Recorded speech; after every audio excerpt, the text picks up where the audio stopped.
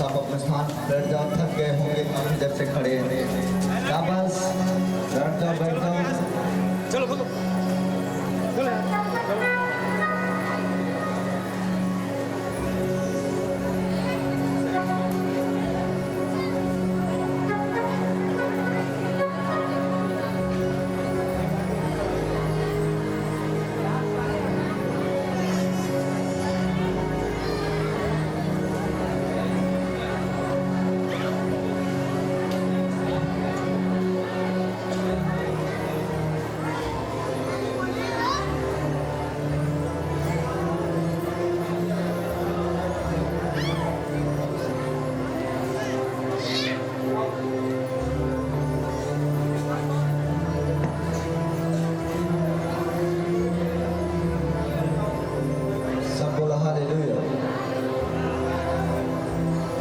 बच्चे वाले में कितने लोग पहला दिन आए हैं जिसके पास बच्चा नहीं है?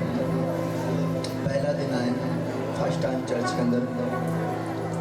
Thank you father Jesus Lord. बच्चे का गवाही भी है, बच्चे का गवाही भी है। किसी का बच्चे का गवाही है?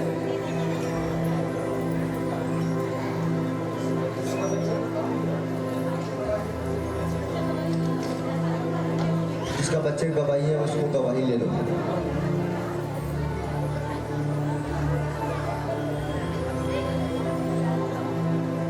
जिसके पास औलाद नहीं थे, उनका गवाही बाकी है, उनसे गवाही ले लो।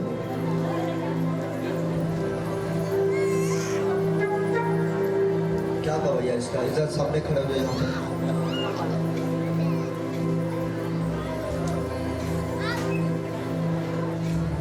हालेलुया। पापा जी ये बहन जेरूना खातून गोपालगंज जिला से आई। हाँ, पापा जी इस बहन की गवाही ये है कि 1 वर्ष हो गया था शादी हुए, कोई बच्चे नहीं थे।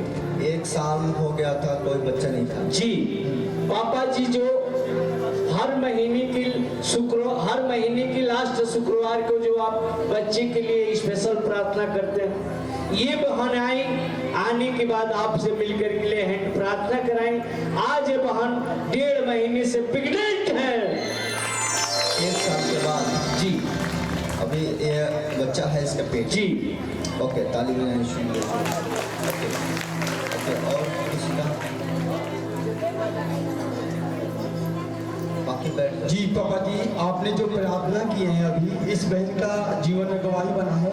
ये बहन बता रही है कि इधर इधर काफी वर्ष से दोनों चेस्ट में गिरती था, काफी वर्ष दोनों चेस्ट में गिरती था, जब ठीक नहीं हो रहा था, गल नहीं रहा था। जब आपने प्रेयर किए, ये बहन चेक किए हैं, ये दोनों चेस्ट का गिनती से आजाद हो गई है बहन। और ये बहन गवाही लिखवाई है पापा जी। ये बता रही है कि हमारा पीरियड कभी 6 महीना पे आता था, 1 साल पे आता था, ऐसे पीरियड आता था, सही नहीं आता था। ये बहन बता रही है कि हम पिछले मंथ में आए थे और आपके पास लेहत प्रार्थना कराए, अभी ये बहन का पीरियड टाइम से आ रहा है। जोर से स्वागत करें यीशु के लिए। ओके, बैठ जाओ बैठ जाओ। Thank you father Jesus Lord. बैठ जाओ, सब बैठ जाओ अपना स्थान लेके। सब बैठ जाओ, सब बैठ जाओ। सब बोला हालेलुया। हालेलुया। कितने लोग परमेश्वर के लिए तैयार हैं? परमेश्वर कहता है कि मैं तुम्हें देने वाला परमेश्वर। 3 लोगों को घर में परमेश्वर बहुत सारे आशीष देता है, बहुत सारे। पहला उन लोगों को घर में आशीष देता है जो यीशु पर विश्वास करते हैं। दूसरा उन लोगों को घर में आशीष देता है जो खुदा के घर में हर संडे, हर बिफे, हर शुक्रवार को आते हैं और प्रार्थना करते हैं और चले जाते हैं। तीसरा परमेश्वर उन लोगों को घर में आशीष देता है जो अपने दान, अपना दशवांश, अपना भेंट खुदा के सामने लेकर आते हैं और परमेश्वर के घर में देकर जाते हैं, झूठ नहीं बोलते हैं, समर्पण करके जाते हैं, तो परमेश्वर उनको बीज को देखता है और उन्हें बीज के साथ ब्लेस भी करता है। सब बोला हालेलुया। बाइबल कहता है कि परमेश्वर बोने वाले को बीज देता है, फसल बोने वाले को बीज मिलता है। परमेश्वर कहता है जैसा तुम बोओगे वैसा तुम्हें दिया जाएगा। जब तक कोई व्यक्ति बोता नहीं है उसे दिया नहीं जाता है, रुकावट हो जाती है। लेकिन जब कोई व्यक्ति देता है परमेश्वर के घर में परमेश्वर उसके लिए आकाश के झरोखे खोल के आशीषों का बारिश करता है। सफल हालेलुया। हालेलुया। क्या आप सुन पा रहे हैं मेरी बातों को? यस। कितना लोग विश्वास करने वाले हैं? ओके। कितना लोग हर बीफे संडे मीटिंग में आते हैं और नहीं आ पाते हैं तो मोबाइल में वीडियो देखते हैं, परमेश्वर का कलाम को देखते हैं सब लोग? ओके। तीसरा, कितने लोग ऐसे हैं जो यीशु के घर में आते हैं और खाली हाथ नहीं आते हैं, आते हैं तो अपना दान अपना दशमांश लेकर आते हैं और खुदा के घर में देते हैं कि हम देंगे क्योंकि हम देने वाले लोग हैं और हम काटने वाले लोग हैं। कितने लोग ऐसे हैं? Okay okay. जिस अभी कितने लोग दान अभी तक नहीं दिए? कितने लोग दान नहीं दिए? झोला में दान नहीं डाले हो? जो नहीं दान डाले हो उनके लिए जरूरी है कि वो अपना भेंट को प्रभु को दें। कहते हैं कि जब तुम छूछे हाथ मेरे घर आओगे तो क्या लेकर जाओगे? कहता है छूछे हाथ जब परमेश्वर के पास हम जाते हैं, कहता है शर्म की बात है। शर्म की बात है कि अगर कोई व्यक्ति रिश्तेदारी चले जाए, ससुराली चले जाए, मामा के घर चले जाए और छूछे हाथ चले जाए तो शर्म की बात माना जाता है। समझ रहे कि नहीं? इसमें कितने लोगों को शादी हो गया है? जेंट्स लोग, जेंट्स, लेडीज, जेंट्स लोग शादी हुआ है कि नहीं? ओके। तुम या तो कैमरा फिट करके उतर जाओ, कैमरा एक जगह सेट करके उतरो तब मैं पीछे देख पाऊंगा। एक जगह कैच कर दो, मैं हिलूंगा नहीं, यहीं रहूंगा। ओके, हट जाओ। जिसका शादी हो गया है मुझे बताओ, आप ससुराल जाओ और कुछ लेकर ना जाओ, फिर आपको शर्म लगेगा कि नहीं? फिर आप कुछ लेकर ना जाओ, आप छेना लेकर ना जाओ और सोचो कि मुझे नाश्ता में छेना मिलेगा, कैसे मिलेगा? समझ रहे कि नहीं? अगर आप चाहते हैं तो ससुराल के लोग मुझे छेना दें, मामा लोग छेना दें और दीदी के घर के लोग छेना दें, तो आपको उसी हिसाब से तैयार होकर जाना पड़ेगा, लेकर जाना पड़ेगा। कुछ पाना है तो लेकर जाना पड़ेगा। जब आप लेकर जाओगे, बैठोगे, तो उसी में से आपके लिए भी हिस्सा आएगा। एक बार मैंने चले गया दीदी के घर और भूल गया, मैंने कुछ नहीं लेकर गया और जैसे मैंने गया तब तक दीदी के जो बच्चे मेरे पास आए, मेरे को शर्म लगने लगा, भाई इनके लिए मैं कुछ लाया ही नहीं। मैंने कहा कोई बात नहीं, पैसा दे दूंगा, इन लोगों को मान जाएंगे। लेकिन क्या हुआ, बैठे थे, मैंने दीदी बोली पानी पी लो, मैंने बोला ठीक है। मैंने सोचा अच्छा लेकर आएगी, वो चीनी लेकर आ गई। मैंने कहा कि दीदी की गलती नहीं है, ये तो मेरा गलती है। अगर मैं कुछ लेकर आया होता तो उम्मीद रखता कि मुझे कुछ अच्छा ही मिलेगा। आप समझ रहे मेरे बात को कि नहीं? परमेश्वर के घर में जब तक आप छूछे हाथ आओगे तो छूछे हाथ जाओगे, निराशा मिलेगा, दुख खत्म नहीं होगा। पता क्यों? क्योंकि जब आप दान करते हो, दशमांश देते हो, भेंट देते हो, परमेश्वर के घर में कुछ हेल्प करते हो, उन पैसे से चर्च में व्यवस्था हो जाती है। खाना का व्यवस्था, टेंट की व्यवस्था, मैट की व्यवस्था, बाजा का व्यवस्था, हर चीज का व्यवस्था किया जाता है। जब आपके लिए व्यवस्था नहीं होगा, आप क्या सुन पाओगे? इसलिए परमेश्वर कहता है कि मैं तेरे हाथों को देखता हूँ। एक औरत थी जो विधवा थी और इतना विधवा थी, उसके पास कुछ नहीं था, उसके पास दान देने के लिए कुछ नहीं था। उसके पास 2 दमड़ी था, 2 दमड़ी सिक्का था, 2 सिक्का था उसके पास। दमड़ी उस समय के जमाने में जो एकम अकन्नी चरनी लोग बोलते थे, उसको दमड़ी लोग बोलते थे पीछे पीछे। अभी तो पैसा हो गया, रुपया गिना गया है। उस समय लोग दमड़ी पता नहीं क्या क्या नाम लेते थे। उस समय की बात बता रहा हूँ। वो विधवा औरत यीशु के दरबार में आई, जहाँ पर चर्च लगा था, वहाँ पर प्रचार हो रहा था। वहाँ पर पास्टर जी ने प्रचार किया कि जो दान नहीं दिए हैं वो अपना दान को दे सकते हैं। और उस समय क्या हुआ कि सब अपने दान दे रहे थे। उस समय लोग बड़े धनवान थे, बहुत सारे पैसे थे, तो कोई 10,000, कोई 20,000, कोई 50,000, जितना जिसका शक्ति होता था उतना दान देता था। लेकिन उस औरत के पास मात्र 2 दमड़ी थी, मतलब 2 सिक्का था। उसके पास कुछ भी नहीं था, ना घर में था, ना मकान में था, ना जेब में था। मात्र 2 दमड़ी उसने पहले औरत बांधती थी, वो साड़ी के पल्लू में क्या बोलते उसको, उसमें पैसा बांधती थी, क्या बोलते हैं, नहीं नहीं, साड़ी का जो कोनाटा होता है आंचरा में बांधती थी पैसा। उस समय उसने 2 दमड़ी आंचरा में बांध कर रखी थी और आंचरा में बांधी थी। जैसे दान घुमाया जा रहा था उसके मन में आया कि आज मुझे दान करना है और दिल से करना है, क्योंकि बहुत सारे दान आपने किए होंगे, बहुत सारे दान अपने लुटाए होंगे, बहुत सारे दवाई कराए होंगे, लेकिन परमेश्वर कहते हैं एक बार मेरे पास दान करके देखो।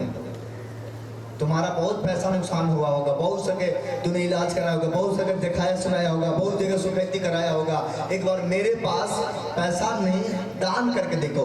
दान क्या होता है? पैसे ही होता है, लेकिन कहता है पैसा मतलब वसूली नहीं करना है। ऐसा नहीं कि बाइबल कहता है कि जो हाथ से दान करता है उसी को लेना है।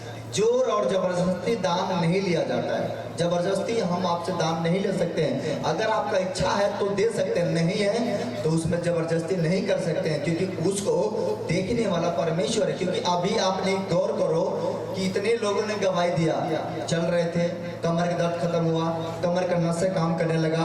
आपने गवाही सुना कि नहीं? क्या मैंने किसी को छूने गया, किसी को ऊपर हाथ रखने गया? नहीं गया ना। किसने ठीक किया? जब परमेश्वर दुखों को ठीक कर सकता है तो क्या आपके दान और दशमांश को प्रभु नहीं देख सकता है कि क्या तुम मेरे घर में कितना दे रहे हो, कितना बो रहे हो? जब दूर से परमेश्वर बीमारी को निकाल सकता है तो क्या दूर से ये नहीं देख सकता है कि तुम क्या सोच रहे हो, तुम क्या विचार कर रहे हो, तुम्हारे मन में क्या चल रहा है? जिसने हमें और आपको बनाया है वो आपको जानता है कि आप सही हो कि गलत, आप दे सकते हो कि नहीं दे सकते हो, उसको सब पता है। इसलिए जब कोई व्यक्ति दिल खोल के परमेश्वर के लिए दान करता है तो दान करने में कपटी होता है। दान करने में ऐसा लगता है कि दान ना करे। दान जो होता है, जब दान कर जाता है, जब सच्चे दिल से दान किया जाता है तो शैतान रोकता है कि व्यक्ति दान ना करे। लेकिन जब दान कर दिया जाता है तो आशीषें खुल जाती हैं। सब बोला हालेलुया। सुनो, एक जमीन लेना था मेरे को, और जमीन लेने के लिए उसका रकम बहुत ज़्यादा था, और रकम ज़्यादा होने के कारण मेरे को लगा कि इतना पैसा मेरे पास ना होगा ना ले पाऊंगा। लेकिन मैंने क्या किया, मेरे को लग रहा था कि मैं नहीं ले पाऊंगा, मैंने मना कर दिया कि जमीन नहीं ले पाऊंगा।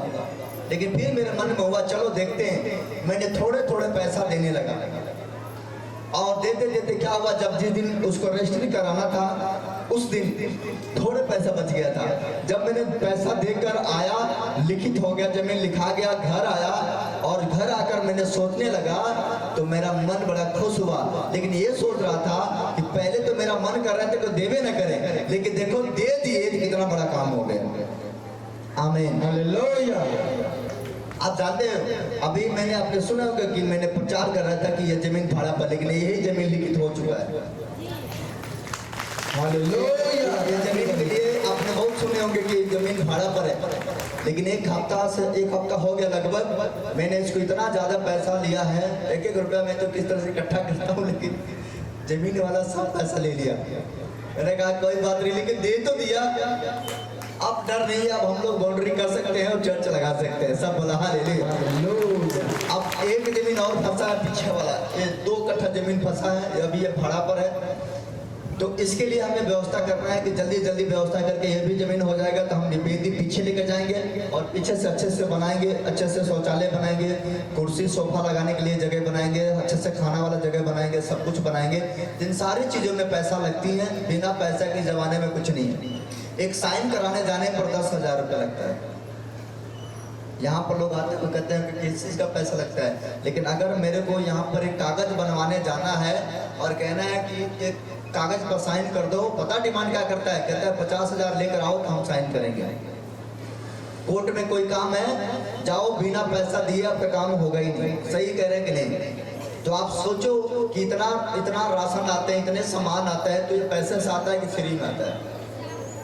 आप समझ रहे कि नहीं? इसलिए आपके दान को परमेश्वर देखना चाहता है कि आपका दिल खुला है कि नहीं, आप खुले मन का हो कि नहीं, सच्चे मन के हो कि नहीं। क्योंकि परमेश्वर सूरत नहीं, परमेश्वर हमारे मन को देखता है, परमेश्वर सुंदरता नहीं देखता है। आज काले लोग सबसे धनवान है, गोरे लोग भीख मांग रहे हैं। समझ रहे कि नहीं? जिसको लोग बोलते ही नहीं कम्मा है, ये कुछ नहीं कर सकता है, वो 500 रोज कमा लेता है, लेकिन जो अच्छे हैं वो घर बैठ के खाली रोटी खाते हैं। चेक कर लेना, सही कह रहे हो कि नहीं? जो कहते हैं ना कि ये मेरे गांव में एक लड़का है, थोड़ा सा हल्का सा पागल टाइप का है, लेकिन रोज 500 कमाता है। और जो लोग अच्छे हैं रोज घूमते हैं और खाते हैं, उनके माँ बाप रोज 4 गालियां देता है। आप समझ रहे कि नहीं? कहता है कर्म बिना विश्वास अधूरा है। कर्म भी करना है, विश्वास भी करना है, दान भी करना है और प्रार्थना भी करना है, तो परमेश्वर आशीष देगा। बोलो आमीन। गोरा बनना है कि काला बनना है? काला बनना है। काला मत बनो, चेहरा काला हो जाए, दिल गोरा होना चाहिए, मन गोरा होना चाहिए, साफ होना चाहिए। जिसका दिल साफ होगा उसका समझ लो काम भी साफ होगा, लेकिन जिसका गोरा चेहरा होगा और दिल काला होगा उसके घर में रोज लड़ाइया होगा। समझ रहे कि नहीं? अच्छे लोग रोज लड़ाई करते हैं, खराब लोग लड़ाई नहीं करते हैं। समझ रहे कि नहीं? अगर दोनों लोग खराब हैं कभी लड़ाई नहीं होगा, लेकिन दोनों लोग अच्छे होंगे ना, वो कहीं हम सुंदर बने तो कहीं तारा से हम सुंदर बने, रोज पटका पटकी हो। इसलिए लोग जोड़ी लगाते हैं तो सोच समझ कर लगाते हैं कि मेहरारू 20 मत हो जा, पति 20 ना हो जाए कि उसको ताना ना मारे। समझ रहे कि नहीं? परमेश्वर आपको देखता है, परमेश्वर आपको जानता है, परमेश्वर आपको पहचानता है। परमेश्वर की नजर से छुप नहीं सकते हो।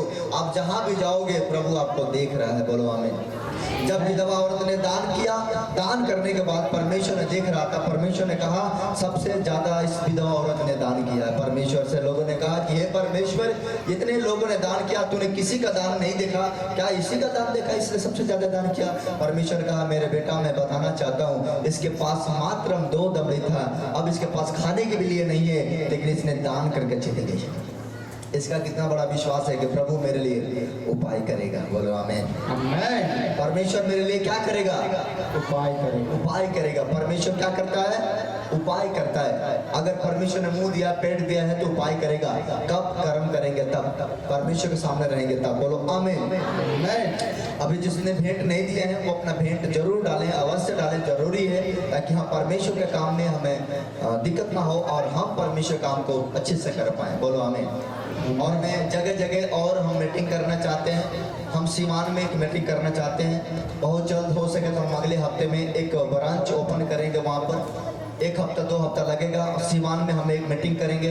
वहाँ पर बहुत सारे पैसे का खर्च है, व्यवस्था करना है, टेंट का, बाजा का, हर चीज़ का व्यवस्था करना है। तो आपका सहयोग ही से हो सकता है। सीवान के कितने लोग इधर हैं? सीवान से, छपरा सीवान से लोग आए हैं, तो उधर भी हम अपना कार्यक्रम करेंगे। तो आपका सहयोग रहेगा तो हम अच्छे से कर पाएंगे। आपका सहयोग रहेगा कि नहीं? क्योंकि वहाँ जाएंगे तो टेंट वाला तो ये तो नहीं कहेगा कि आप प्रार्थना करने वाले हैं, आप बाबा हैं तो हम पैसा नहीं लेंगे। वो तो कहेगा नहीं पैसा दो तो बाबा का काम करो, नहीं तो नहीं करो। सही है कि नहीं? सीधी से भाई वहाँ जाएंगे तो क्या बाजा वाला कहेगा पैसा दो तो बाजा लेके जाओ, नहीं तो हम नहीं जानते तुम क्या हो। बिना पैसा के दुनिया में कुछ भी होने वाला नहीं है। आज किसी को साथ घुमाओ तो पैसा रहेगा तो घूमेगा, नहीं तो कल साथ छोड़ देगा। सही है कि नहीं? टेम्पो वाला पैसा लेता है कि नहीं? फ्री नहीं लाते हैं ना, कहता है पैसा दो तो गाड़ी में बैठा, नहीं तो उतर जाओ। आप सोचो कि हर जगह पैसा लगता है, तो क्या हम खुदा के घर में पैसा नहीं देना है? क्या खुदा के घर में हमें सेवा नहीं करना चाहिए? क्या जो नहीं मांगता उसके लिए नहीं बनता है? एक औरत मेरे पास आई और वो रोने लगी, कह रही है कि मेरे को हिस्सा नहीं मिलता है। मैं बोला क्यों? कह रही है कि मैं मांगती नहीं हूँ इसीलिए मुझे हिस्सा नहीं मिलता है। मैंने कहा इसका क्या मतलब है? अगर तुम नहीं मांगती तो तेरा हिस्सा नहीं हुआ, नहीं मांगती तभी तेरा हिस्सा हुआ। उस घर में जन्म ली है, हिस्सा तेरा बनता है। और उस औरत कहीं नहीं मिलता। मैंने कहा जा मैं तेरे लिए प्रार्थना करता हूँ, तुझे हिस्सा मिलेगा। प्रार्थना किया और गई, उसको आधा हिस्सा मिल गया। सब बोला हालेलुया। मैं आप कह रहा हूँ कि क्या परमेश्वर का हिस्सा नहीं बनता है कि आप परमेश्वर घर में अपना भेंट दो? बनता है कि नहीं? यस। कहता है कि गर्भ का फल जब तुम भेंट देते हो, दान करते हो, कहता है तेरा फल कच्चा नहीं गिरेगा। बहुत सारे औरतों का गर्भ में बच्चा रुकता है, 1 महीना 1.5 महीने में नुकसान हो जाता है। वो नुकसान कभी नहीं होगा। दान देने वाले व्यक्ति के बच्चा कभी नुकसान नहीं होता है। ये बात आज लिख लो यीशु के नाम में। बोलो आमीन। आमीन। कभी बच्चा नुकसान नहीं होगा, ना कभी आपने पैसा फंसाया हो और नुकसान होगा। कभी जमीन लोगे नुकसान नहीं। जो काम करोगे वो पूरा होगा। किसका पूरा होगा? जो परमेश्वर के सामने वफादार होगा उसका काम परमेश्वर करता है। बोलो आमीन। आमीन। बच्चे के लिए मैं प्रार्थना करता हूँ। कहता है वचन संहिता 127 उसका 3 आयत में वचन लिखा, देख लड़का यहोवा का दिया हुआ भाग है, गर्व का फल उसी की ओर से प्रति। एक तो मन करता है या तो कुछ खा कर मर जाते, दूसरा मन करता है तो घर छोड़कर कहीं निकल जाते तो शायद ये दुख खत्म हो जाता है। लेकिन दोनों ऑप्शन हमारे लिए गलत है। जहर खाकर मर जाएंगे तो भी गलत हो जाएगा, और घर छोड़कर चले जाएंगे तभी भी गलत हो जाएगा। आज मैं बताऊं, अगर आपके ऊपर दुख है तो बर्दाश्त करो। हम घर में माजिल हैं, जो लोग माजिल होंगे उनको पता होगा। लोग कहावत कहते थे कि सब बड़े और छोटे को सब होते हैं, लेकिन माजिल का कोई नहीं होता। लेकिन एक चीज है, माजिल का कोई हो या ना हो, माजिल के लिए माँ खड़ा रहती है। माँ नहीं छोड़ती है माजिल को, याद रखना कभी भी। जो माजिल होगा अपने घर में, उसकी माँ बहुत ज्यादा मोहब्बत करती होगी उसे। माँ मुझसे मोहब्बत करती थी, वो दुख उठाती थी, वो मार खा लेती थी मेरे लिए, गालियाँ सुनती थी मेरे लिए, लेकिन मुझे बचा लेती थी। और माँ का दुख देखकर मैं रोता था कि हम कब तक निकम्मा बन के रहेंगे। लेकिन जब से मैंने यीशु को जाना और यीशु मेरे जिंदगी में आया, मैंने यीशु पर विश्वास किया, मेरा जीवन ही बदल गया। सब बोला हालेलुया। यीशु मसीह कोई धर्म और जात बदलने ही नहीं आया। ये नहीं कि हम यीशु पर विश्वास करते हैं तो मेरा धर्म बदल गया, जात बदल गया। आपको कोई धर्म और जात नहीं बदलना है। आप जिस बिरादरी में हो उसी में रहना है, जिस धर्म में हो उसी में रहना है, जिस घर में आपका जन्म होगा उसी में रहना है। आपको धर्म और जात नहीं बदलना है, आपका अपना जीवन बदलना है। सब बोला हालेलुया। नाम नहीं बदल देना है, हाँ नाम बदलना है। अगर आपका नाम गलत है तो बदल दो, अगर आपका नाम गलत है तो बदल दो, अगर आपका नाम चिरकुट है तो हटा दो, अगर आपका नाम मूस है तो चेंज कर दो, अगर आपका नाम बिलार है तो चेंज कर दो। समझ रहे कि नहीं? अगर आपका नाम फेकन है तो चेंज कर दो। गलत नाम है तो बदल दो, क्योंकि नाम का प्रभाव हमारी जिंदगी से पड़ता है, हमारे लाइफ में पड़ता है। आप समझ रहे कि नहीं? जिसका नाम गलत होगा उसका लाइफ भी गलत होगा। इस बात को ध्यान रखना। नाम बदल सकते हो, कब बदल सकते हो? अगर गलत हो तो, लेकिन कोई धर्म और जात आपको बदलने की जरूरत नहीं है। अगर बदलना है तो एक चीज बदल दो, बुराई बदल दो, पाप करना छोड़ दो, चोरी करना छोड़ दो, हत्या करना छोड़ दो, बेविचार करना छोड़ दो। जितना गलत काम है, जैसे दारू पीना है, बीड़ी पीना है, नशा का काम है, ये छोड़ दो। धर्म छोड़ने की जरूरत नहीं है, जात बदलने की जरूरत नहीं है, गलत काम बदलने की जरूरत है। जीवन बदल जाएगा। सब बोला हालेलुया। यीशु मसीह कोई धर्म बदलने नहीं आया, यीशु मसीह कोई धर्म और जाति के लिए नहीं आया, यीशु मसीह ईसाइयों के लिए नहीं आया, यीशु मसीह पूरे मानव जाति के लिए आया, यीशु मसीह पूरे संसार के लोगों के लिए आया, पूरे जगत के लोगों के लिए आया, हमारे और आपके लिए आया। यीशु मसीह धर्म और जात देकर अगर मोहब्बत करता, मैं आपको बताना चाहता हूँ, लोग तो कहते हैं कि जो चर्च जाता है वो तो ईसाई लोग हैं। अगर आपसे मैं पूछूंगा यहाँ पर, तो आप बताओ मुझे कितने ईसाई लोग यहाँ पर हैं?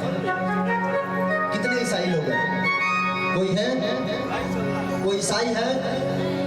एक भी नहीं। मैं भी नहीं हूँ। मेरा नाम है राजकुमार। पढ़ लो, मेरा आईडी चेक कर लो कि मेरा धर्म बदला है कि नहीं बदला है, मेरे माँ बाप का धर्म बदला है कि नहीं बदला, मेरा भाई का धर्म बदला, चेक करो। कोई धर्म बदलने की जरूरत नहीं है, नहीं बदलना है। एक भी असली ईसाई नहीं है। अगर मेरा परमेश्वर ईसाई का परमेश्वर होता तो हम तो हिंदू हैं, मुसलमान हैं, अदर बिरादरी से लोग जुड़े हैं, सबका बीमारी ठीक होता है। क्या यीशु मसीह जात धर्म देखकर ठीक करता है कि हमारा विश्वास देखकर ठीक करता है? हमारे लिए क्या देखता है बताओ मुझे? ऊंची आवाज में बोलो, क्या देखता है? हमारे धर्म को देखता है? हमारा जात देखता है? नहीं नहीं नहीं, हमारा विश्वास देखता है कि अगर हमारा यीशु पर विश्वास है, हमें यीशु पर विश्वास करते हैं और यीशु पर भरोसा रखते हैं, तो हमारा बीमारी को दूर करेगा ही करेगा। आप समझ रहे कि नहीं? लोगों को भरमाए में नहीं आना है। ऐसा नहीं है कि लोग भरमा दे कि तुम जाओगे तो धर्म बदल जाएगा, जात बदल जाएगा। मेरे को यह सेवकाई करते हुए 7 साल हो गए, यहाँ पर चर्च लगाते हुए 7 साल हो गया। एक भी लोग नहीं होंगे जिनको मैंने अपने धर्म बदला है। क्या जरूरत है धर्म बदलने का? क्या फायदा है? हम क्यों धर्म बदलेंगे? जिस घर में हिंदू घर में जन्म लिया तो मुसलमान हो जाएंगे क्या धर्म बदल लेने से? बताओ। नहीं बदलना है, आपको भी नहीं बदलना है, लेकिन हाँ पूरे आदत बदलना है। मेरा आदेश है, परमेश्वर का आदेश है। बुरा विचार बदल देना है, बुरा सोच बदल देना है, बुरा काम छोड़ देना है। बुराई करना, चोरी करना, हत्या करना, पाप करना, नफरत करना, दारू पीना, बीड़ी पीना, सिगरेट पीना, ये छोड़ देना है, धर्म नहीं छोड़ना है। आमीन। समझ गए मेरी बात को कि नहीं? अब कोई बोलेगा तो उसको जवाब दे सकते हो कि नहीं? आज तक इतने पूरे विश्व में चर्च लगता है, कम से कम यीशु को मानने वाले लोग 400 करोड़ हैं। पूरे भारत भर में 400 करोड़ लोग हैं यीशु मसीह को मानने वाले, लेकिन किसी का धर्म नहीं बदला, किसी का नहीं। हमको यीशु के पास आते हैं ना तो शांति मिलता है, हम यीशु के पास आते हैं ना हमें सुकून मिलता है, हम यीशु का नाम लेते हैं ना तो हमारे दर्द से बीमारी से मुक्ति मिलता है। हम किसका नाम ले भाई साहब? जिसका नाम लेने से मुझे राहत मिलेगा तो हम किसका नाम ले? जिसका नाम लेने से हमारे घर का गरीबी खत्म होता है वो हम किसका नाम ले? बताओ, जिस डॉक्टर ने मुझे ठीक किया तो हम उसका नाम लेंगे, जिसने नहीं ठीक किया उसका नाम लेंगे? आप बताओ। जिसने हमें ठीक किया उसी के तो नाम लेंगे, उसी के तो महिमा करेंगे, उसी के पास तो हम किसी को भेजेंगे। लेकिन हम जो ठीक ही नहीं किया उसके पास हम क्यों भेजेंगे? आप समझ रहे कि नहीं? आपका डॉक्टरों का डॉक्टर वैद्यों का बाद यीशु है, उस पर ईमान रखो, वो पाप को क्षमा कर देगा, वो बीमारियों से मुक्त कर देगा, वो गरीबियों से दूर कर देगा, वो गर्जियों से मुक्त कर देगा, वो कोड़ियों से शुद्ध कर देगा, वो शैतानियों से आजाद कर देगा। उसका नाम यीशु है। अगर आपका जुबान पर यीशु है तो आज ही से आपके घर में शांति आना स्टार्ट हो जाएगा। बोलो आमीन। मैंने जब यीशु को नहीं जानता था, मेरा उम्र आज 29 साल चल रहा है। एक 1994 का जन्म है मेरा, 29 साल चल रहा है मेरा, 29वां साल चल रहा है।